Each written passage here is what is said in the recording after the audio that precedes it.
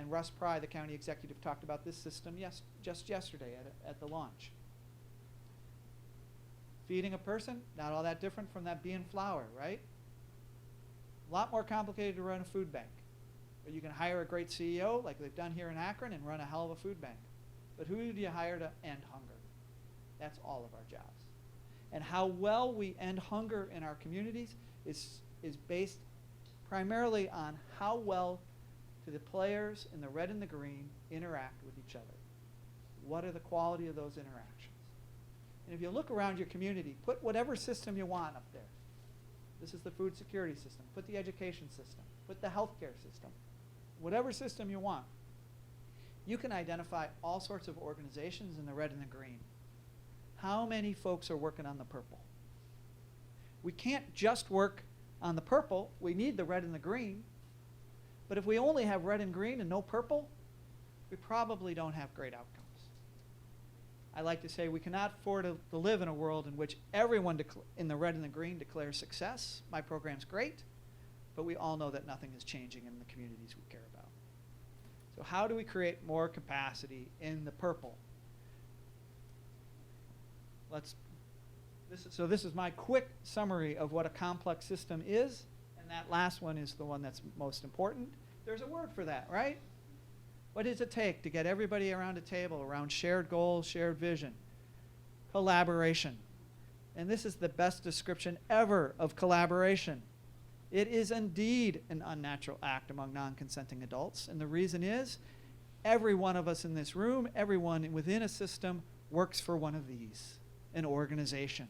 But the system looks like this. But we're all trained in this. This is first grade, right? How do you work when you're trained in this, when you know this? You know, we're not trained to be entrepreneurial. We're trained to be this. An entrepreneurial mindset sees the world this way. And if we're honest with ourselves, the systems really look like that. So how the heck, when everyone in the room is well trained in this, do you bring change in a world that looks like that? That's why the entrepreneurial mindset is so important.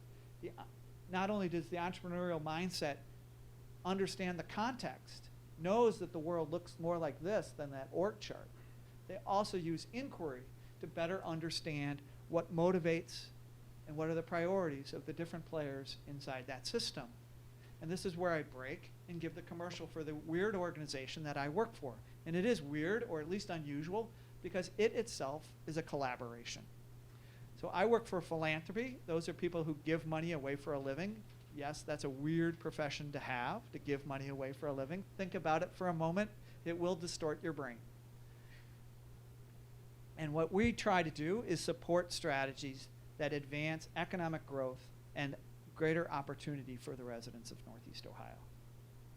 We've been at this collaboration for more than a decade, and what we do is we fund collaborations. So I work for a collaboration that funds collaborations. So purely by accident, I've had to live, sleep, drink, breathe collaboration for much of the 9 years that I've worked at the fund. And we've learned some important lessons about how to make collaborations work in the areas that we care about, and we think they transfer over to some of the civic areas that you probably care about. Our big three areas are job creation, job preparation, and job access. Again, we're looking at growth and opportunity. Ian had mentioned to me originally, and Carolyn originally, that this was one of the themes of today's conversation was going to be climate change, and the essential role here is that to make collaboration work is you have to get the climate right. You can't simply collaborate simply by telling people to go do so. You have to have the climate for it. And here are these are the three big things that have to be right for collaboration to be possible. So this is how you judge whether or not the climate is right for collaboration in the systems that you care about. Is there a compelling cause? And if we're honest with ourselves, we will acknowledge that we have a lot of causes in our world that we complain about and pontificate about, but not so many that compel us to change our behavior. Entrepreneurs know a compelling cause. My cause is so compelling, you will invest in my company. My product is so compelling, you will buy my product. Entrepreneurs understand that they have to be able to change somebody's behavior to be successful. It's really hard to be a successful entrepreneur if you're not changing someone's behavior. And that's what a compelling cause is all about. And we have to be honest with ourselves in our community that there's all sorts of issues that people want to claim to be compelling causes, but they're not, because we're not changing our behavior. We accept the way things are. Russ Pry yesterday again talked about a workforce transformation that's going on here in Summit County. He made it a compelling cause to fix the talent development system in Summit County by providing galvanizing leadership. This is always necessary to achieve change. He, Eileen Shapiro, the county council president, and a handful of other people agreed that it was indeed a compelling cause, that we needed to better prepare our residents for the jobs of the present and the future. They created a sense of urgency, because entrepreneurs do that. They defined the change they wanted to achieve, and perhaps one of the most important skill sets in collaboration and entrepreneurship is they built trust among key players. What customer is going to buy product from a company they don't trust? Who's going to invest in somebody that they don't trust? Building trust is a critical role of the entrepreneurial mindset as well as the collaboration mindset to achieve civic change. If you're going to do collaboration at the civic level, if you accept my premise that one single organization cannot drive change because the change has to come at the systems level, we need multiple organizations working together. One thing you have to recognize is if you ask a handful of mediocre organizations to collaborate, you will end up with a failed collaboration. Guaranteed. Why do I know that? We've invested $100 million. I put that number up there earlier. A lot of that money has gone to collaborations that involved mediocre organizations, and our collaborations didn't work out so well. Okay? We've learned a lot, mainly by our mistakes, which is, again, something that entrepreneurs are very comfortable doing. High-performing organizations are entrepreneurial organizations. Every entrepreneur worth their salt asks this question every day when they wake up in the morning. To what end? Why the heck am I doing this? The why is so critical to entrepreneurs. It's so critical to anyone working in the civic space. Entrepreneurs know how to set goals for their organization. They know how to measure their progress towards those goals. It may not be, as Gary pointed out, in a really clear, defined business plan, but you still got goals and you still know how to measure your way towards those goals. And if you're not making progress, you don't go to bed at night and say, gee, I'm sure it'll be taken care of in the morning. You stay up all night and you figure out what you got to do to make it happen differently. Tragically, in the civic space, plenty of nonprofit organizations go to bed at night saying, gee, I sure do hope these results get better in the morning. They don't ask themselves, to what end? Why are they doing it? So, let's say you've got all of those conditions in place. You've got a compelling cause, leadership, great organizations. Your collaboration will still fail terribly if you don't have enough donuts. Anybody believe me that donuts are critical? You got donuts over there. Yeah. There are donuts. Why did you provide donuts? Collaboration requires people to come together. Somebody has to organize the meeting. Somebody has to do it. There are a lot of myths about entrepreneurship. There's a lot of myths about collaboration. The biggest myth about collaboration is it's something that happens at Starbucks by accident because you bumped into somebody. Absolutely not. Collaboration requires rigor and process because you're dealing with that. That doesn't happen. You don't straighten that out. You don't bring order and beauty to that by accident. More often than not, there's no one in the room who knows how to do collaboration, so you end up with collaboration. Okay, collaboration is a made-up word that I've never had to explain to anyone. Eric Gordon, the head of the school district in Cleveland, gets credit for, at least in my presence, first using the word collaboration. He met me, I introduced I told him what I did, and he said, oh, you manipulate people into collaboration. Guilty as charged. Thank you very much. Let me see if I can fix that. So, collaboration requires trust. Entrepreneurial mindset knows how to do that. It needs an intentional, rigorous process. Focused on outcomes. Entrepreneurs are focused on outcomes. Data is king, not opinions. Opinions rule. Now, Gary can point out that most entrepreneurs, when starting, don't really rely too heavily on data. Eventually they do. What was Walmart's competitive advantage? Data. They knew more about their stores than Kmart ever could. That's why they kicked their butt back in the 90s. So how do we get past collaboration into collaboration? Someone has to perform some critically important roles. Much more than just buying donuts, but you could put buying donuts at the top of this list, I guess. If there's no one working on these roles, collaboration doesn't happen. So if anybody ever asks you to collaborate on a civic issue of any size or substance, like a funder, like somebody from the organizations I work for, hey, we want you to do a collaboration to address entrepreneurship in Akron, which we've done. Try to figure out who has the capacity to perform these functions. Because if these functions aren't performed, your collaboration will never get out of collaboration mode. So how do we address that paradox that I started off with? Bring that entrepreneurial mindset to the systems of our community. We have social entrepreneurs, we have business entrepreneurs. My message is we also need systems entrepreneurs.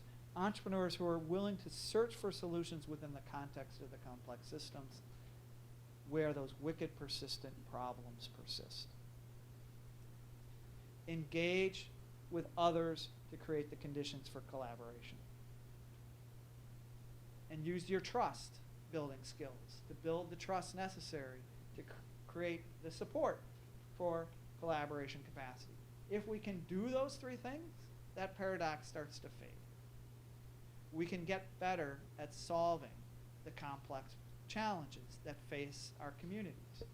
Can we do it? Sure we can. I started with 3 examples of it. We do it all the time, just as entrepreneurs emerge from very unexpected places all the time. But we have to get better at it. That's one of the things that I hope this Excel Center will help us do. How can the Excel Center help us launch more systems entrepreneurs? That's my challenge to Ian and Jeff. Closing words, there is no magic to this work at all. It's the hardest work out there. Thank you very much for your interest in doing the hardest work there is on the planet. Hey, before you take off, Gary, you come back up here. We'd like to do a few Q&A. If anybody has any questions, we definitely have time. I know I've got a few, but I'd like to start with this group. We were going to use Quail, which is the University of Akron founded mobile app that our friend back there, Dan Wyrock, created. We're going to be using that along through the day, but we thought the crowd was small enough we could just do it kind of the old-fashioned way. So why don't we go forward with some questions if anybody has for these 2 gentlemen. First of all, I love both presentations. Gary, I wonder if you would say just a few words about the prisoners who've been through the Ice House program, because their goal after being released from prison was to get a job, but they applied the entrepreneurial mindset, not necessarily just to founding new organizations, but to overcome the barriers that prevented them from getting jobs. So I see the entrepreneurial mindset as being very beneficial for people, even if they're just looking for a traditional job. Yeah, so that was another case where people took our product, our entrepreneurship, the Ice House entrepreneurship program, and they said, we're going to use it, over here. And I was like, what? With who? With what? I wasn't really sure that wasn't the original audience was intended for.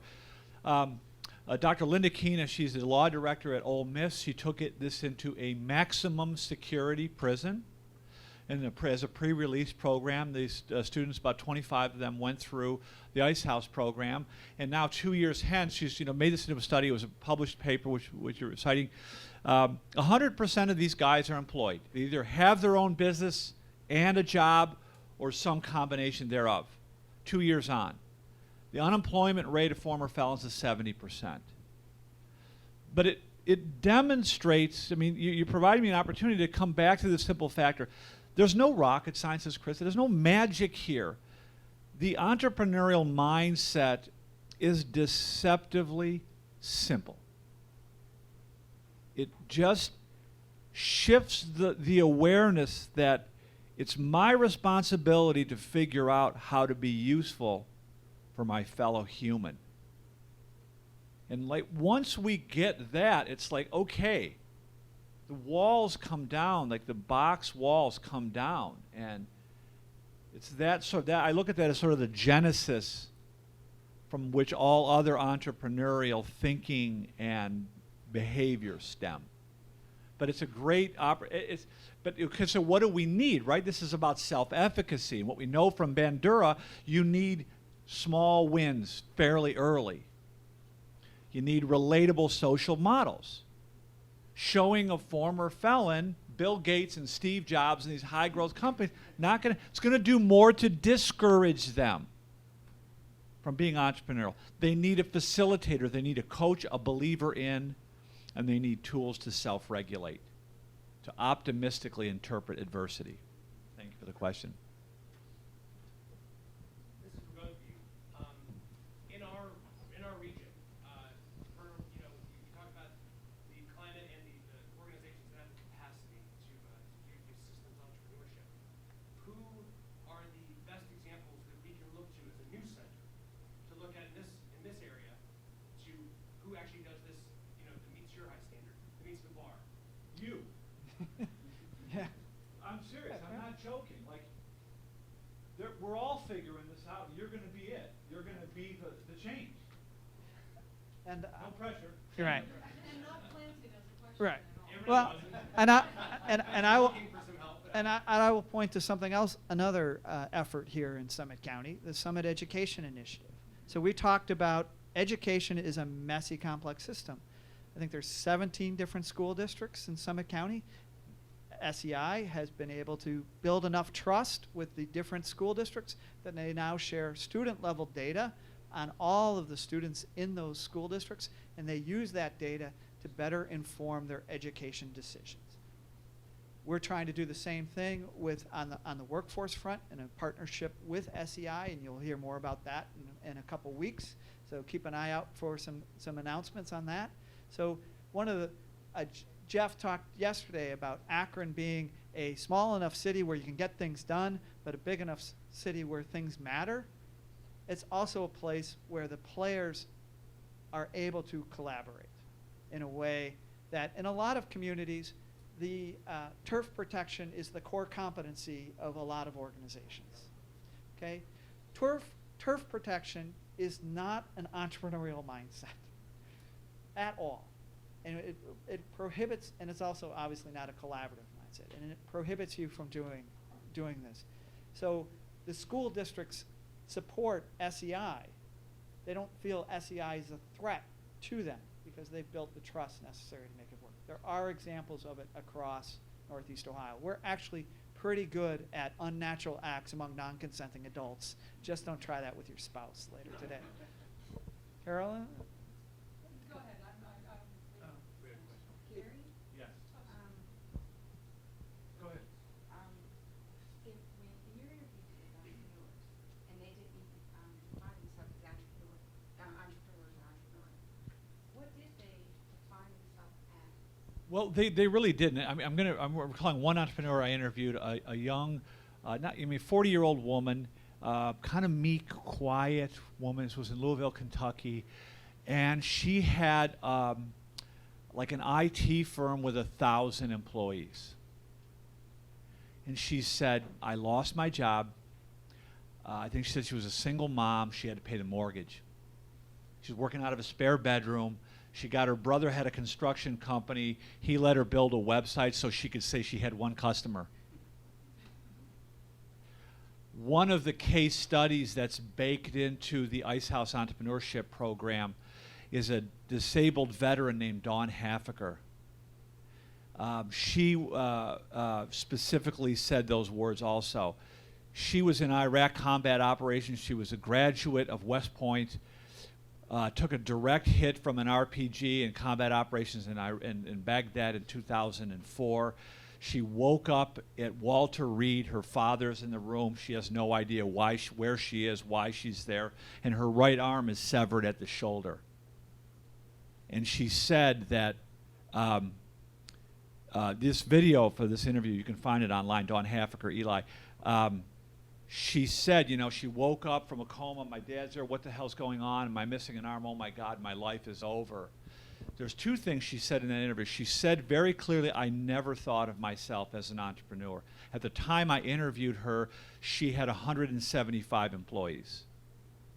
Now, let me walk back the cat for a moment. You guys have heard me say, this is all about identifying and solving problems. That's all it is. She said, I'm in a hospital bed. I'm disabled. She didn't launch from the hospital, but she's disabled. She doesn't want a desk job. The Army's going to give her like a desk job. She's not interested in that. She wanted to solve problems for soldiers that were still downrange, her language. Right? She identified a problem. Blood loss is a major #1 cause of death on the battlefield. There are cauterization techniques that are not making it to the front line because of bureaucratic procurement issues. And she decided to start solving that problem, and now she's got a company with 100 staff. She said the first day of the company didn't look anything like the day before. She said, I was at my dining room table with my laptop and, you know, one arm. I hear it again and again and again. It's a very important thing. They're not saying, well, I thought of myself as this or that or the other thing. They're just saying, I never thought of myself as an entrepreneur. You know, policymakers, the leaders of this institution should pay close attention to that. And then Chris, one question for Chris. Is there anyone in the area working on a health initiative like that's a comparable system entrepreneur for? The question was, is there anyone working on health issues at a systems level with an entrepreneurial mindset? Actually, Mayor Horrigan, who spoke at the launch yesterday, has put public health and particularly prenatal and infant mortality. Thank you. I have a mental block for that term for some really bizarre reason. Infant mortality on the table. He says he is trying to make it a compelling cause. He says, I refuse to tolerate the status quo, and that is a definition of a compelling cause. So he's put Terry Albanese on his staff responsible for convening that. And I've had some preliminary conversations, and I've got my fingers crossed that they will be able to get the other conditions of having the right leadership, which I think the mayor is providing, and bringing the high-performing organizations around some shared understanding of what's necessary. But they're just getting started. Hello. Thank you. I Yep. just want to say I really enjoyed both of you guys. I know you both preached about community and service and identifying and solving problems, and I do really like your Ice House program. Do you have anyone like an ambassador for the Akron area, for like the felon? Because I know you did something on the felon, and I know like it's a high felon rate in the area. Well, Northeast Ohio, I would say. So, thank you very much. There are some folks at Akron Urban League who have taught the Ice House that are Ice House certified facilitators. We have about 1,200 around the world Ice House facilitators. Honestly, it's gotten so out of hand, I don't even know where they all are. Yes. Yeah. Well, and part two, so do you see yourself incorporating like the Ice House program and like after school programs, just as not in addition to like the Akron Public Schools, but just like an outsource, like a third party type of program? We're doing a lot of that, but I'm tell you where it's going. It's a general education requirement, incoming students' first year experience. Every student needs to get immersed in these entrepreneur experiences, figure out how to identify and solve problems in the absence of authority, resource constraint, ambiguity. Now, what age level would you actually prefer to start that? You know, George Washington Carver once said, it's easier to build strong children than it is to fix broken men. Right? Now, so we're kind of focusing on young adults, 16, 17, high school, you know, junior, senior, the wheels start to fall off the wagon before that. You know, college freshmen seems like a great place to start. You remember I showed the chart of first grade, right? The teacher in the front and all the students in the class. That's also the org chart. At the same time we teach that in the first grade, if we could somehow teach systems thinking, I think actually you don't have to teach systems thinking, you just have to help kids see that they're thinking like a system. And then unfortunately the education system beats system thinking out of their head and makes them organizational thinkers, because you know, who drives the education system, right? You know, it's the man, okay, let's be clear. The guys who run the organizations want you to be able to be good workers in the organization, which is not encouraging, for the most part, the entrepreneurial mindset, the collaboration mindset. So somehow we got to keep the education system from beating entrepreneurship out of ourselves when we enlist in the first grade. Kindergarten, they usually don't try to tell the kids what to do too much. That's probably the last time that education is actually occurring in a classroom, but that's just an editorial comment. I just found a study that As a son of two teachers. high school students to active duty Marines to felons. Guess which one of those groups had the most control of their day-to-day life? Boom. Give her the prize. High school students had more controlling factors in their life than felons and United States active duty Marines. I think that's a really good segue into my question, actually.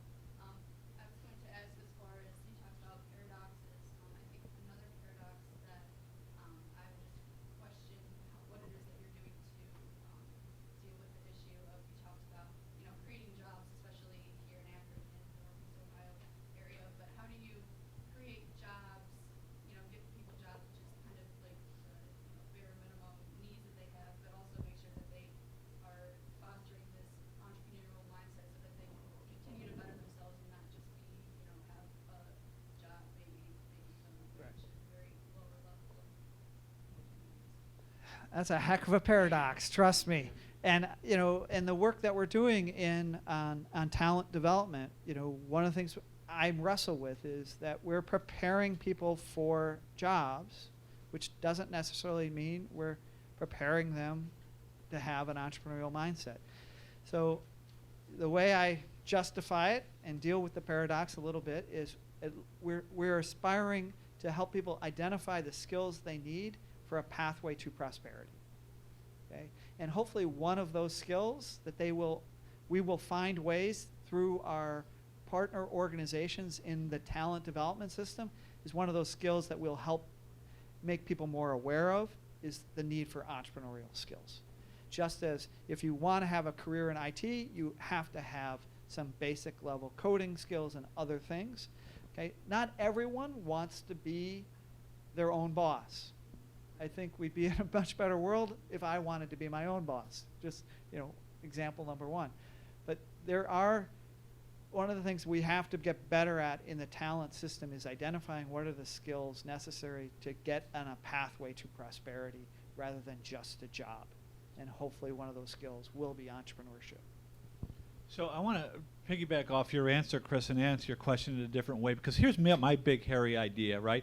I've seen, you know, to the prison being one example, I've seen entrepreneurship empower ordinary people. I've interviewed entrepreneurs that have done amazing things, and honestly, I've been on the other side of the camera scratching my head, like amazed at the lack of any discernible brilliance, gift, gregariousness, talent, anything.